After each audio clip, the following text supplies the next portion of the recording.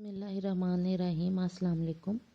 Novel start کرنے سے پہلے میں آپ سب کو بہت زیادہ تھینک یو بولوں گی۔ جن لوگوں نے کمنٹس میں دعائیں دیں ان دعاؤں کا بہت شکریہ، اس پیار کا بہت شکریہ، اور جن لوگوں نے مجھے سجیشن دی، میں نے اب کچھ کرنے کی کوشش کی ہے، امید ہے کہ میرا وہ مسئلہ ٹھیک ہو گیا ہوگا۔ اصل میں آپ کو سچی بات بتاؤں کہ مطلب اس طرح سے ہوتا ہے کہ ہم لوگ نا فرسٹ پیمنٹ جب تک ہمارے $100 نہ ہو جائے نا، $100 تب تک ہم نکلوا نہیں سکتے ہوتے۔ بات $100 کی نہیں، آپ یہ دیکھ لیں کہ ایک سال میں ابھی ہمارے $100 بھی کمپلیٹ نہیں ہوئے، اور $100 اگر مطلب پاکستانی روپیز میں کنورٹ کریں تو ٹیکس وغیرہ نکال کے نا تو ہمیں بمشکل 15,000 ہوگا۔ تو 15,000 کوئی ایسا اماؤنٹ نہیں ہے کہ جس کے لیے مطلب مجھے بہت زیادہ انتظار ہو یا اس طرح سے، یا بہت کوئی 15,000 میں میری کوئی ضرورت پوری ہو جائے گی۔ اس لیے کہ چھوٹا سا چینل ہے، ویڈیوز بھی ہم بہت زیادہ اپلوڈ نہیں کرتے، ویوز بھی آپ کو آئیڈیا ہے، کیونکہ اور طرح کے چینلز پہ تو کافی سارے کئی چینلز خیر ناولز کے بھی بہت چلتے ہیں، لیکن ہمارا بس ٹھیک ہے، اللہ کا شکر ہے، بس اس کی نسبت سے مجھے بہت اچھے فرینڈز مل گئے ہیں اور میں اس پہ بہت زیادہ خوش ہوں۔ لیکن یہ ہے کہ بس شروع سے میرا نا یہ رہا ہے کہ جب میں کوئی کام سٹارٹ کرتی ہوں نا تو مجھے اس کے نا اینڈ تک پہنچانے کا بہت مزہ آتا ہے، اور گھر میں بھی کئی چیزیں ایسی ہوتی ہیں جو کام مجھے کئی لوگ کہہ رہے ہوتے ہیں کہ نہ کرو، چھوڑو پرے، تو لیکن میں نا اینڈ تک ضرور پہنچاتی ہوں۔ تو اس چینل کا نا مجھے ایک شوق تھا کہ اس چینل سے میں نے ایک دفعہ اپنی ارننگ لینی ہے، تو مطلب اس 15,000 میں میرا کچھ بھی نہیں بنے گا، لیکن ایک جیسا شوق نہیں ہوتا کہ مطلب اس چینل سے ہم نے کچھ حاصل کیا ہے۔ تو چینل سے مجھے بہت اچھے دوست حاصل ہوئے ہیں، وہ تو اللہ کا سب سے بڑا انعام ہے، اور لیکن یہ ہے کہ ایک جو مٹیریلزم کی طرف اگر آیا نا تو مجھے اس کی بھی بہت خوشی ہوگی کہ ایک چھوٹو سا کام تھا جو ہم گھر میں بیٹھ کے ناول سے دوسروں کو خوش بھی کرتے ہیں اور اسے ہمیں کوئی چیز بھی مل جائے تو پھر مزہ آئے گا۔ تو بتانے کا مقصد یہ کہ مطلب آپ یہ نہ میرے فرینڈز سوچیں کہ شاید اسے پیسوں کی بہت ضرورت ہے یا یہاں سے بہت ارننگ ہوگی۔ ارننگ ایسا نہیں ہوگی کہ بہت زیادہ سچ ایس کہیں کہ بہت پیسے مل جائیں گے، ملنے والوں کو ملتے ہیں، اللہ انہیں نصیب کرے، ہمارے اتنے یہ نہیں ہے۔ تو ہر بندے کا ویسے بھی اللہ تعالیٰ نے آمدن کا ذریعہ مختلف بنایا ہوا ہوتا ہے، کسی کو کہیں سے زیادہ ملتا ہے، کسی کو کہیں سے زیادہ ملتا ہے، تو میرے اور ذریعے اللہ کا شکر ہے، لیکن یہ ہے کہ یہ مجھے شوق ہے کہ اس سے نا مجھے ملے، لیکن پھر بھی آپ لوگوں کے پیار کا اور آپ لوگوں کی دعاؤں کا بہت بہت شکریہ۔ تو اب ناول سٹارٹ کرتے ہیں۔ بات دیکھیں میری پھر آواز میں آج گڑ گڑ ہو رہی ہے، لیکن میں نے کہا میں ناول ضرور کر لیتی ہوں، کئی لوگ ویٹ کر رہے ہوں گے۔ اسی سلسلے میں تو زرجان سے بات کی ہے، انشاءاللہ کچھ نہ کچھ تو کر لوں گا۔ بہرحال تم فکر مند نہ ہو، کم از کم اتنی جلدی تمہیں چھوڑ کر ہرگز نہیں جاؤں گا۔ آخر میں اس کا انداز کافی شریر قسم کا ہو گیا، اور میں آپ کو جانے بھی نہیں دوں گی، اس نے بڑی چاہ سے ماہر کو میٹھی نظروں سے دیکھ کر کہا۔ اللہ بھی کیسے دل موہ لینے والے چہرے بناتا ہے، جس بھی دل کی سلطنت پر چاہے عمر بھر حکومت کرتے رہیں، وہ دل ہی دل میں سوچتی رہی۔ آ کر لے جانے والے مجبور کرنے لگیں یا پھر انہوں نے زبردستی کر لی تو پھر؟ ماہر کی روشن آنکھوں میں شرارت بھر گئی۔ بھلا کون؟ حریم نے ٹھٹک کر پوچھا۔ وہی جو سب کو لینے آ جاتے ہیں۔ ماہر ہنوز غیر سنجیدہ تھا۔ ماہر؟ وہ سمجھ کے گویا چلا اٹھی۔ خبردار جو آپ نے فضول بات کر کے مجھے دہلانے کی کوشش کی۔ جانا تو سبھی کو ہے میری جان۔ وہ ٹرے کھسکا کر بیڈ پر لیٹ گیا۔ جل جب دیر سبھی کو رختے سفر باندھنا ہے۔ حریم کی لمبی چوٹی کے کچھ بال ماہر کے ہاتھ لگ گئے تھے، اور اس نے چوٹی کے آخر میں بالوں کو سمیٹنے کی غرض سے لگایا گیا بینڈ اتار کے صوفے کی طرف اچھال دیا۔ اس کے ہاتھ اب چوٹی کے بال دھیرے دھیرے کھول رہے تھے۔ مگر میں تو کراچی جانے کی بات کر رہی ہوں۔ وہ سخت ناراضگی کے عالم میں گویا ہوئی۔ اور میں دنیا سے جانے کی بات کر رہا ہوں۔ اس کی آنکھوں میں ابھی تک شرارت کے دیے روشن تھے۔ وہ حریم کو محض ستا رہا تھا، چھیڑ رہا تھا۔ فار گاڈ سیک ماہر، وہ دبی آواز میں چیخی۔ اچھا ایک بات تو بتاؤ، ماہر نے کچھ سوچ کر سنجیدگی سے پوچھا۔ کیا؟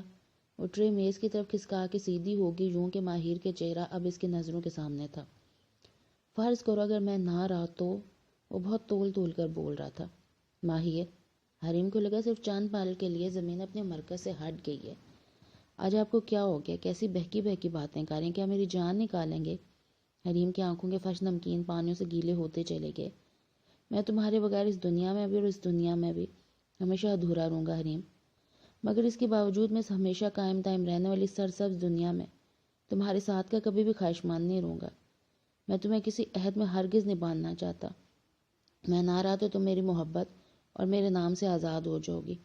خود کو میرے نام سے باندھ کر مت رکھنا. میں ماہر عالم صرف اور صرف تمہیں ہمیشہ کے لیے خوش دیکھنا چاہتا ہوں. ماہر کے گرم ہاتھ نے حریم کے سر ہاتھ کو تھام کر نرمی سے دبایا تھا اور حریم گویا ایک دم مشتعل ہو کر رہ گئی. ماہر آپ چاہتے ہیں کہ میں مر جاؤں؟ وہ دھواں دھار رونے لگی تھی. ارے یار کیا ہوا، میں تو مذاق کر رہا تھا. ماہر کو سنجیدگی کا چولہ اتارنا ہی پڑا تھا. اس کے آنسو ماہر کو بوکھلائی دے رہے تھے. حریم جان بھاس کرو پلیز یار، چپ ہو جاؤ نا. اس کے آنسو پوچھتا ہوا بے حد متفکر بھی تھا، مگر اس کی ناراضگی کسی طور کام نہیں ہو رہی تھی. دل تھا کہ ابھی تک قابو میں ہی نہیں آ رہا تھا. جنت میں بھی دم چھلا بنے رہنا. ہائے ہماری قسمت، سوچا تھا یہاں نہ صحیح، وہاں تو اپنی مرضی کا کچھ مل جائے گا. اپنی مرضی سے کسی حور شمائل کا انتخاب کریں گے، مگر وار نصیب. ماہر نے مصنوعی آہ بھری. اتنی آہیں بھرنے کی ضرورت نہیں، جنت میں خود بھی آپ کو لفٹ نہیں کراؤں گی. حریم روتے روتے ہنس پڑی. یوں لگ رہا تھا گویا سورج کے ساتھ ان کے سامنے بدلیوں نے چادر تان لی ہو. تمہاری بے مروتی کا تو یہ دل ازل سے گواہ ہے. ماہر نے پھر سے آہ بھری. حریم تو اس الزام پہ چلا اٹھی.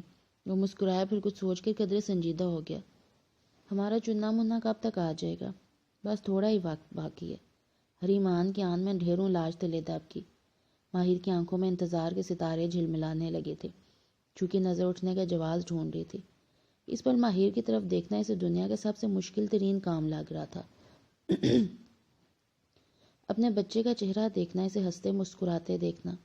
میری خواہش ہے کہ وہ ہر لحاظ سے صحت مند و پرفیکٹ ہو، ہر قسم کی جسمانی کمی سے پاک ہو. وہ میری نسل کا امین ہوگا. ماہر عالم کی نسل اس سے آگے بڑھے گی. میری دعا ہے میں اولاد کے معاملے میں خدا آزمائش سے بچائے، جو میرے ماں باپ کی زندگیوں کو دیمک کی طرح چاٹ کی ہے. اب کبھی کوئی منیب اس خاندان میں نہ پیدا ہو. حریم نے نظر اٹھا کے نہیں دیکھا تھا. نہ جانے کب ایک ننھا سا ستارہ ماہر کی آنکھ کے کونے سے ٹوٹ کر کہیں گر پڑا. اور پہلی بڑی خواہش کیا تھی؟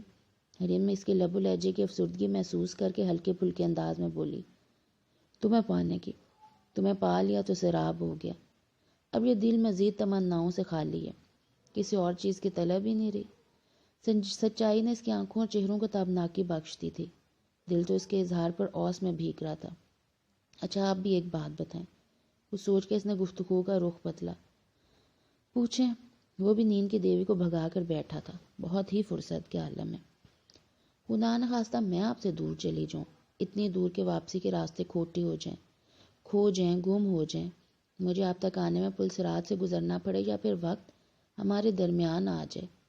زندگی کا سفر ہمیں تنہائیوں کے عذاب بخش دے. ایسا کچھ ہو جائے جو دل کو درد کے سفر کا مسافر بنا دے. وہ کھوئی کھوئی سے لہجے میں کہتی چلی گئی. تو پھر کیا؟ تمہاری فرقت کے عذاب میں جینا تو کیا بلا جینا. یا دل ہار دیں گے یا جان. تم سے دور زندگی سے دور چلے جانے کے برابر ہے. اللہ نہ کرے. دہل کے رہ گئی. یوں دہلنے سے کام نہیں چلے گا. ماہر نے کسی خوف کے زیر اثر بیٹھی حریم کو محبت پاش نظروں سے دیکھا. اسے پٹری سے اترتا دیکھ کے حریم نے موضوع گفتگو ہی بدل دیا. زمیلہ کب تک جا رہی ہے؟ اس ہفتے کے آخر میں، ماہر نے سرسری انداز میں بتایا. تاہم حریم کو فطری سے دکھ ہوا. اتنی قریب کی ڈیٹ اور مجھے بتایا بھی نہیں. امی نے تمہیں نہیں بتایا؟ ماہر بھی چونک سا گیا. نہیں. اس کا سر نفی میں بے اختیار ہل گیا. شاید ان کے ذہن سے بات نکل گئی ہو. ماہر کا انداز وضاحتی قسم کا تھا. ویسے بھی ماں اور بہن کی ہر بات کو چھپانے والی عادت اسے پسند نہیں تھی. امی نے زمیلہ کے لیے کچھ شاپنگ کرنی ہے، اگر تمہیں کچھ چاہیے تو منگوا لینا. مجھے کچھ نہیں چاہیے. حریم نے کروٹ بدلی تھی. آن کی آن میں دل دکھ کے احساس تلے دب گیا تھا. کیا ہوتا اگر امی مجھے بھی بتا دیتی؟ میں بھی زمیلہ کے لیے کچھ خرید لیتی. نہ جانے کیوں امی اس معاملے میں اس قدر وہمی ہے. اسے پورا یقین تھا کہ امی کی توہم پرستی والی عادت نے زمیلہ کو بھی وہی بنا دیا تھا. وہ بھی ہر بات چھپا چھپا کے رکھتی تھی. کوئی نظر نہ لگا دے، کوئی حسد نہ کرے. حریم کیا ہوا؟ کیا نیند آ رہی ہے؟ کچھ دیر پر حریم نے اپنے شانے پر ماہر کے ہاتھوں کا دباؤ محسوس کیا. حریم کی آواز بھرا رہی تھی، مگر ضبط کا دامن اس نے بالکل نہیں چھوڑا تھا. مگر مجھے تو نہیں آ رہی اور میں تمہیں سونے نہیں دوں گا. ماہر نے کوہنی کے بل ذرا سا اونچا ہو کر حریم کا چہرہ دیکھنے کی کوشش کی. آپ نے صبح دفتر نہیں جانا؟ اس نے بمشکل لہجے کو بشاش ظاہر کیا. بھاڑ میں گیا دفتر. اس نے زبردستی حریم کا چہرہ اپنی طرف موڑا. کیا ہوا ہے؟ کچھ بھی تو نہیں. کیا چھپانے کی کوشش میں ہلکان ہو رہی ہو؟ کیا آنسو؟ وہ سیاہ کٹوروں میں موجود پانی کو دیکھ چکا تھا. نہیں تو. حریم صاف مکر گئی. ایک بات کہوں حریم؟ ماہر کچھ پل سوچنے کے بعد سنجیدگی سے بولا. تم امی اور زمیلہ کے رویوں پہ مغموم مت ہوا کرو. حریم کی آرزردگی کی وجہ وہ سمجھ چکا تھا. ان کی زیادتیوں کو جانتے بوجھتے دیکھتے سمجھتے بھی نظر انداز کر دیتا تھا. وہ جانتا تھا کہ اس کی ماں مینٹلی اپسیٹ ہے اور شاہد حریم اس وجہ کو ہرگز نہیں جانتی تھی جس نے راحت بیگم کے ذہن کو بری طرح سے منتشر کر دیا تھا. اور یہ بھی جانتا تھا کہ حریم بہت حساس ہے اور اس کی حساسیت اسے ذرا باتوں پہ حساس کر دیتی ہے، تکلیف دیتی ہے، اور اس کی یہ تکلیف وہ کام نہیں کر سکتا تھا. نہ تو امی کی اپنی گفتگو اور ذہن کو بدل سکتا تھا، طنز کرنے اور غصہ دکھانے سے باز وہ آس نہیں سکتی تھی، اور نہ ہی حریم کو نہ چھوڑ سکتی تھی. مگر اس وقت نادانستہ حریم کے دل میں ایک پھانسی جا چبھی تھی، اور اس پھانس کی چبھن ماہر کو محسوس ہو رہی تھی. حریم بالکل خاموش تھی اور اس کی خاموشی ماہر کے دل میں بے قراری بھر چکی تھی. اس نے نرمی سے حریم کی آنکھوں پہ ہاتھ رکھا. ماہر کو ایک دم جھٹکا سے لگا. اس کی انگلیوں کے پورے کو نمی نے چھو لیا تھا. ماہر نے اس کا چہرہ زبردستی اپنی جانب موڑا. حریم رو رہی ہو؟ نہیں تو. وہ فوراً آنکھیں پوچھتے ہوئے بولی. یار امی کے رویوں کے دل پہ مات لیا کرو. ماہر نے گویا التجا کی. کم از کم آپ تو بتا دیتے. مجھے امی اور زمیلہ سے شکوہ نہیں، آپ بھی مجھے غیر سمجھتے ہیں. کچھ بتانا گوارا نہیں کرتے. اس نے ناراضی سے جتایا. بس مجھے خیال نہیں رہا. وہ کان کھجانے لگا تھا. اچھا سوری، معاف کر دو نا. معافی نہیں مل سکتی. ہائے یہ غضب مت ڈھانا. ماہر نے دہائی دی تھی. مجھے تو تمہارے بغیر نیند نہیں آتی اور ناراضگی میں تم بستر الگ کر لیتی ہو. اس کی دہائیاں بھی اپنی جگہ درست تھیں. حریم کو نہ چاہتے ہوئے بھی ہنسی آ گئی. وہ حریم کو ایک دفعہ پھر باتوں میں مصروف کر چکا تھا. وہ حریم سے باتیں کرنا چاہتا تھا. کچھ دیر کے لیے ہر طرح کی فکر اور پریشانی سے خود کو آزاد کرنا چاہتا تھا. نہ جانے کیوں اسے محسوس ہونے لگا تھا کہ دھیرے دھیرے ایک شکنجہ اس کے گرد تنگ کیا جا رہا ہے اور بری طرح اس شکنجے میں پھنسنے والا ہے. یہ ایک الجھی گتھی تھی جسے وہ جتنا سلجھانے کی کوشش کر رہا تھا اسی قدر الجھتی جا رہی تھی. اور محترمہ فلک ناز کی ذات بھی اس کے لیے ایک معمہ تھی. اس کی یادداشت میں بھی اس نام کی کوئی اور خاتون موجود نہیں تھی. پہلے اس نے سوچا حریم سے اس بات کا ذکر کریں، پھر خود یہ ارادہ بھی بدل دیا. وہ جانتا تھا کہ حریم حسب معمول فکریں پالنا شروع کر دے گی. حالانکہ حریم سے ہلکی پھلکی باتوں کے درمیان بھی اس کا ذہن خواجہ اسجد کی گفتگو کے درمیان الجھتا رہا تھا. وہ نہیں جانتا تھا کہ اس کی ناؤ کیسے کیسے خطرناک طوفان کی زد میں آنے والی ہے. کہاں کھو گے؟ حریم نے اس کی آنکھوں کے سامنے ہاتھ لہرائے. کہاں کھو سکتا ہوں تمہاری آنکھوں کے ان سمندر کے علاوہ؟ وہ سنبھل کے اس کی طرف متوجہ ہوا. حریم کو خام خواہ ہنسی آ گئی. جناب بھی شاعرانہ گفتگو کا فن رکھتے ہیں. اور بھی بہت سی خوبیاں موجود ہیں. کبھی فرصت کے لمحے دان تو کر کے دیکھیں. مزید بھی بہت کچھ آشکار ہوگا. ماہر اس کی پیشانی پہ دھیرے دھیرے شہادت کی انگلی پھیر رہا تھا. یوں محسوس ہو رہا تھا گویا کسی کا نام لکھنے کی کوشش کر رہا ہے. حریم سے رہا نہ گیا تو پوچھنے لگی. کیا لکھ رہے ہیں ماہر؟ اپنا نام. ماہر اس کی طرح متوجہ نہیں تھا. وہ تو پہلے سے لکھا جا چکا ہے. حریم شادمانی سے مسکرا دی. کچھ اور لکھ رہے ہیں کیا؟ اس نے محض ہنکارا بھرا. سوچ کی رانی اس کی گہری آنکھوں میں اتر آئی، اس لیے انداز بھی کھویا کھویا سا تھا. بھلا کیا؟ وہ حیرانی سے پوچھ رہی تھی. ماہی. ماہر کے لبوں نے ہولے سے جنبش کی. ماہی؟ وہ اور بھی حیران ہوئی. ماہی یعنی ماہر عالم؟ اس نے کچھ چونک کر ماہر کی طرف دیکھا تھا. ماہی آپ کو بھلا کون کہتا تھا؟ کون اس نام سے مخاطب کرتا تھا؟ کون ماہی کے نام سے بلاتا تھا آپ کو؟ کوئی بھی تو نہیں. جھوٹ تو نہ بولیں. اس کے لہجے میں بلا کی چبھن در آئی. میں کیوں جھوٹ بولوں گا؟ ماہر کے لب و لہجے میں ہلکی سی لڑکڑاہٹ واضح محسوس ہو رہی تھی. تبھی تو حریم کچھ اور بھی ٹھٹک گئی. اس نے آنکھوں کو ہلکا سا میچ کر بغور ماہر کے چہرے کی طرف دیکھا تھا. اس اضطراب میں پوشیدہ ایک بند داستان کے نوحوں کی آواز شیشے کے ایک محل سے آ رہی تھی. کسی کی درد میں ڈوبی آواز اور آنکھوں سے آنسوؤں کی جگہ بہتا خون قطرہ قطرہ گر رہا تھا. مگر آپ اس وقت جھوٹ بول رہے ہیں. وہ اپنی بات پہ زور دے کر بولی. کیا مطلب؟ ماہر کی آنکھوں میں ہلکی سے ناگواری دار آئی. آپ کس کے ماہی ہیں؟ اور وہ زیر لب مسکراتے ہوئے پوچھ رہی تھی. ماہر نے کچھ الجھ کے اس کی طرف دیکھا، پھر دیر تلک دیکھتا رہا. شاید وہ حریم کے چہرے پہ لکھی کوئی تحریر پڑھنا چاہتا تھا۔ زباریہ درانی کے نا؟ وہ پوچھ نہیں رہی تھی بلکہ بڑے واضح لفظوں میں بتا رہی تھی، جتا رہی تھی، اسے حد درجے الجھا بھی رہی تھی۔ تمہیں پتہ ہے زباریہ کون تھی؟ ماہر نے بڑے ہی ٹھہرے لہجے میں پوچھا تھا۔ اس کے لہجے میں تجسس پوشیدہ نہیں تھا، مگر جو کچھ بھی تھا وہ اس قدر عام بھی نہیں تھا، بہت خاص تھا۔ شاید ہاں، شاید نہیں، وہ دائیں بائیں سار ہلا رہی تھی۔ کبھی کبھی لگتا ہے کہ میں ازل سے اسے جانتی ہوں، اور کبھی یوں لگتا ہے کہ میں اسے سرے سے نہیں جانتی۔ بھلا زباریہ درانی ہے کون؟ اس کا انداز بہت کھویا کھویا سا تھا، قدرے اجنبی اجنبی سا۔ تو میں نہیں پتا کیا؟ اس نے دیکھا تھا ماہر کے چہرے کے تاثرات کچھ پرسکون ہو رہے تھے۔ زباریہ درانی بھلا کون ہے؟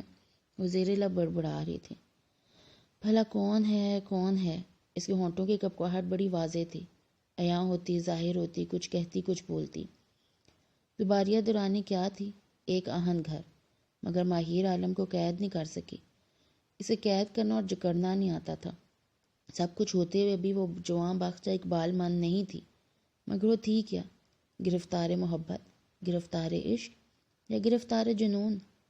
اس کی بولتی آنکھوں میں مچلتے سوالوں نے گھڑی بھر کے لیے ماہر عالم کے دل کے دھڑکن کو بے ترتیب کر دیا تھا۔ تم زباریہ کو جانتی ہو؟ وہ سانس روک کے پوچھ رہا تھا۔ خالہ جان کہاں جا رہی ہیں؟ دھپ دھپ سیڑھیاں اترتے شاہنواز کی نظریں ہامتی کامتی راحت بیگم کی طرف اٹھ گئی۔ دوسرے ہی لمحے وہ خالہ جان کے قریب آ چکا تھا۔ راحت بیگم کی آنکھیں شاہنواز کو دیکھ کر چمک اٹھی تھیں۔ آج ان کا ارادہ فیفا کی طرف جانے کا تھا۔ کافی دن ہو گئے تھے وہ فیفا کی خیریت معلوم نہیں کرنے جا سکی تھی۔ ماہر کے پاس وقت کی کمی تھی، دوسرے وہ رات کو بہت دیر سے گھر آتا تھا، تو وہ ماہر سے اپنے خواہش کا اظہار نہیں کر سکی تھی۔ کل شام سے وہ ارادہ باندھ چکی تھی کہ صبح ہوتے ہی فیفا کو ایک نظر ضرور دیکھنے جائیں گے۔ ہفتے کے باقی ماندہ دن بہت مصروفیت کی نظر ہوتے تھے۔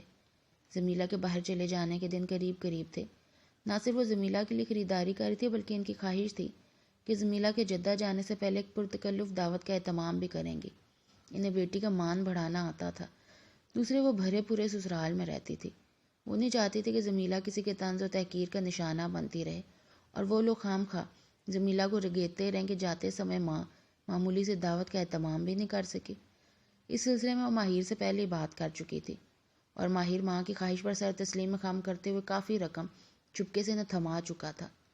اضافی رقم سے وہ زمیلہ کے لیے اور نبیل کے علاوہ ان کے ہونے والے بچے کے لیے بھی بہت کچھ خرید چکی تھی، اور بہت کچھ خریدنا بھی باقی تھا۔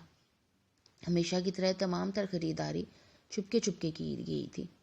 اپنی عزیز جان سہیلی سریا جہاں کو بھی نہیں بتایا تھا، کیونکہ سریا جہاں پیٹ کی خاصی ہلکی تھی۔ اس وقت وہ سفید چکن کے شلوار قمیض میں بالکل تیار کھڑی تھیں، اور ان کی تیاری سے شاہنواز اندازہ لگا چکا تھا کہ یقیناً وہ کہیں جا رہی ہیں۔ اسی حساب سے اس نے فوراً اپنی خدمات پیش کر دی تھی، اور حسب معمول راحت بیگم نہال ہو کے رہ گئیں۔ لبوں پر سچ مچ یہی دعا تھی کہ کاش شاہنواز گھر میں ہی ہو۔ دیکھو کیسی قبولیت کی گھڑی تھی، فرشتے کی طرح تم چھت سے اترے۔ خوشی کے مارے ان کی سفید رنگت دہک اٹھی تھی۔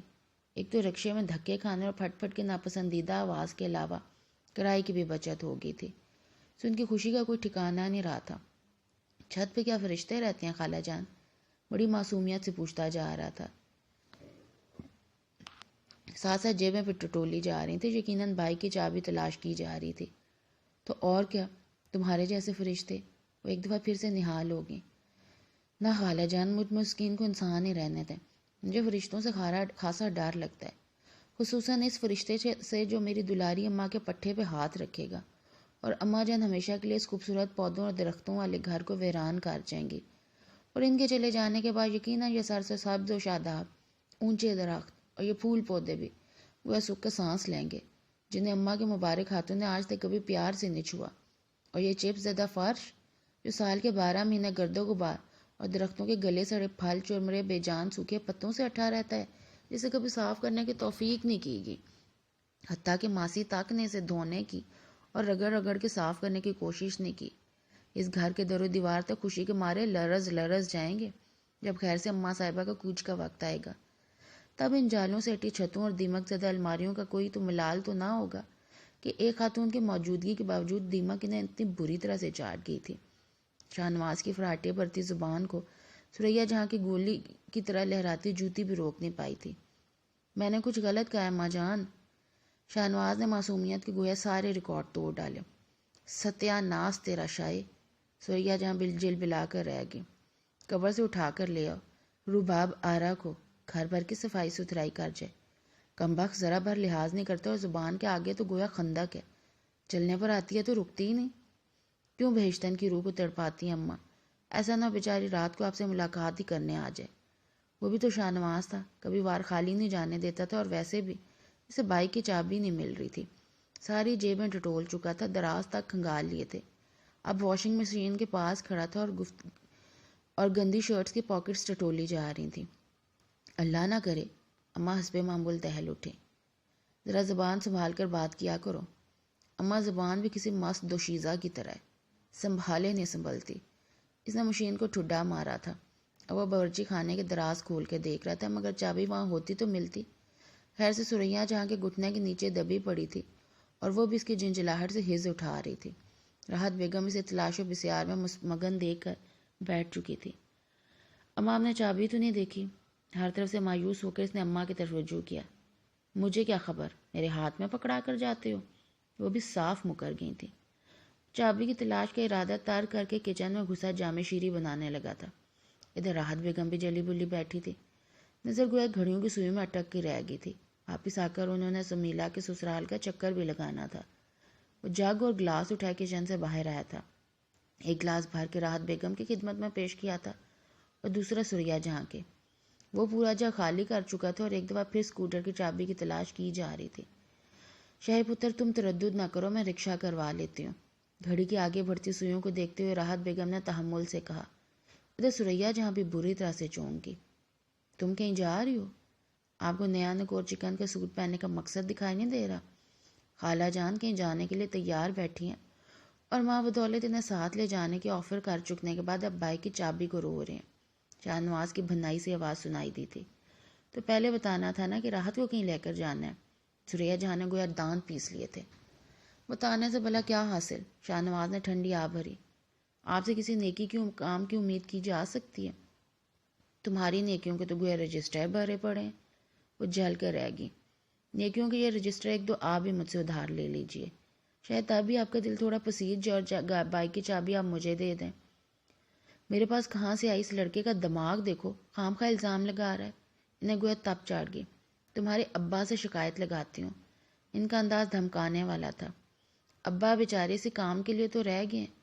ویسے پیاری اماں، میری بے مثل لاسانی بے نصیر ٹائپ کے ابا کو ہماری جنگ میں شمولیت کی دعوت مت دیا کریں۔ وہ بیچارے تو نہ 1 میں ہیں نہ 11 میں ہیں۔ اس نے گویا ملتجیانہ انداز میں کہا۔ کسی نے سچ ہی کہا ہے، سوکن کی اولاد بھی سوکن ہوتی ہے، بلکہ سوکن سے بڑھ کے۔ انہوں نے فتویٰ دے دیا تھا۔ شاہنواز کو بے تحاشا ہنسی آ گئی۔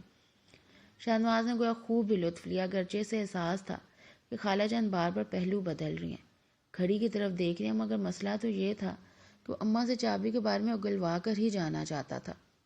خالہ جان کو چھوڑ کر اس نے اپنے ایک دوست کی والدہ کی احوال پرسی کے گھر سے ہسپتال جانا تھا، اور بڑی پرابلم یہ تھی کہ شاہنواز کو گدھے کی اور رکشے کی سواری بالکل برابر لگتی تھی، اور ان دونوں کی خدمات سے وہ بری طرح سے خار کھاتا تھا۔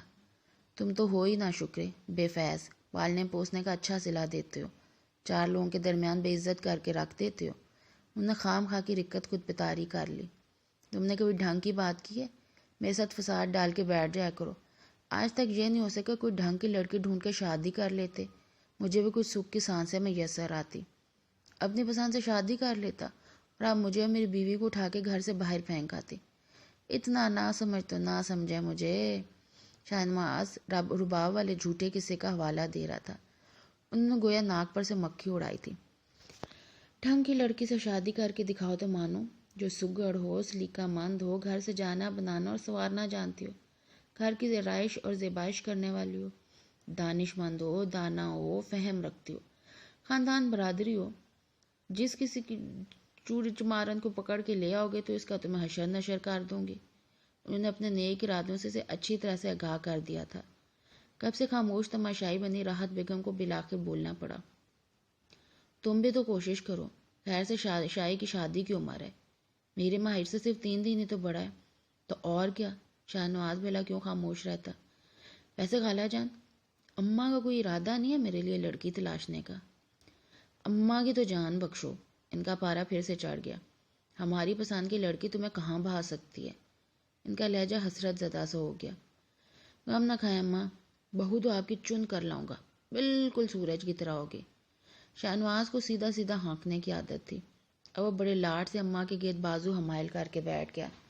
لوگ چاند جیسے لڑکی ڈھونڈتے ہیں اور ہمارے لڑکے کی مات ماری کی ہے۔ آگ اگلتے گولے کو اٹھا کر گھر لے آئے گا تاکہ جس کے بھی منہ لگے اسے جلا کر راکھ ہی کر دے۔ پھر مجھے ایسی بہو نہیں چاہیے۔ انہوں نے تنک کر کہا۔ ساتھ راحت بیگم سے پوچھا، کہاں جا رہی ہو؟ جانا تو فیفا کی خیریت پوچھنے تھا، مگر نہ جانے کس منحوس گھڑی میں کرایہ بچانے کے لالچ میں ادھر بیٹھ کی تھی۔ وہ جل کر بولی تھی، دیکھا اماں، ناراض کر دیا نا خالہ کو۔ شاہنواز بھی روٹ گیا۔ یہ سب آپ کی وجہ سے ہوا ہے۔ میں نے بھلا کیا کیا ہے؟ وہ حیرانی تو رہ گئی۔ آپ نے کچھ نہیں کیا، سارا قصور آپ کے اس گھٹنے کا جس کے نیچے اسکوٹر کی چابی دبی ہے۔ ہیں کہاں؟ وہ اچھل کے پیچھے ہٹی تھی۔ اس قدر اچانک کہ چابی شاہنواز کی نظروں کے سامنے آ گئی اور اس نے بہت پھرتی کے ساتھ چابی اٹھا لی۔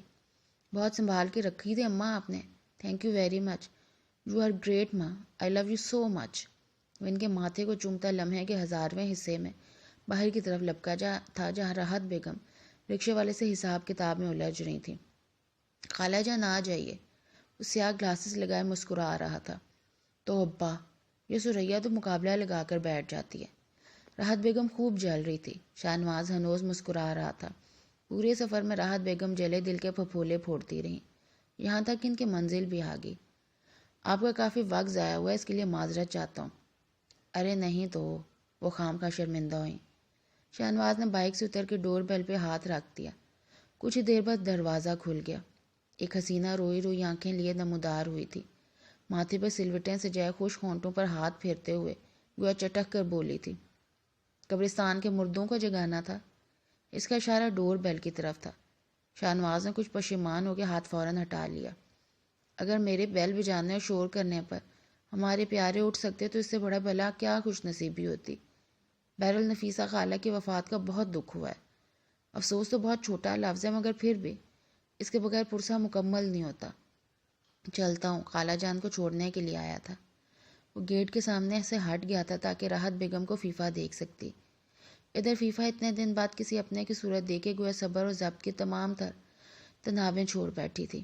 مامی کے سینے سے لگی دہاڑیں مار مار روتی فیفا ایک دم میں ان کے بازوؤں میں جھول گئی۔ ہائے اللہ! وہ ہوش و ہوا سے بیگانہ فیفا کو دیکھ کر گھبرا اٹھی۔ ادھر شاہنواز پھر سے بائک میں سے اتر آیا۔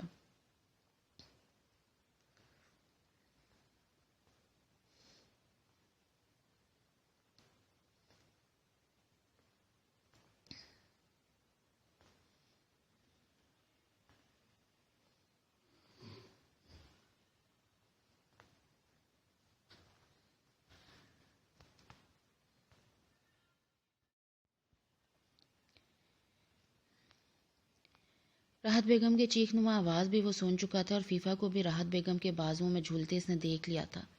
خالہ جان کیا ہوا؟ وہ تیزی سے ان کے قریب چلا آیا۔ فیفا بے ہوش ہو گئی ہے، ان کی آنکھوں سے ٹپ ٹپ آنسو گرنے لگے۔ شاہنواز نے آگے بڑھ کے احتیاط سے فیفا کو سہارا دیا اور پھر اسی احتیاط سے اٹھا کر اندر لے آیا۔ خالہ جان آپ فکر نہ کریں، میں ابھی ڈاکٹر لے کے آتا ہوں۔ اس نے حسب معمول بری طرح سے حواس باختہ راحت بیگم کو تسلی دی اور پھر تیزی سے پھر باہر چلا گیا۔ اس کے ساتھ ہی ایپیسوڈ اینڈ ہوتی ہے اور امید ہے کہ آپ کو ایپیسوڈ پسند آئی ہوگی اور ناول بہت اچھا کلائمیکس پہ اب جا رہا ہے۔ اسی طرح سے میں چاہتی ہوں کہ آپ لوگ اگ ناول بھی سنیں کیونکہ وہ بھی بہت اچھا ہے۔ آپ لوگ ابھی تک جو ایپیسوڈ ہیں وہ سننا سٹارٹ کریں، میں نیکسٹ ساتھ وہ بھی کرتی جاؤں گی اور امید ہے کہ وہ بھی آپ کو بہت پسند آئے گا۔ جیسے اورے شروع میں اتنے لوگ نہیں سن رہے تھے لیکن اب آپ لوگوں نے سننا شروع کیا تو آپ لوگوں کو آئیڈیا ہوا ہے کہ یہ مزے کا ہے۔ تو اس کے ساتھ ہی اللہ حافظ۔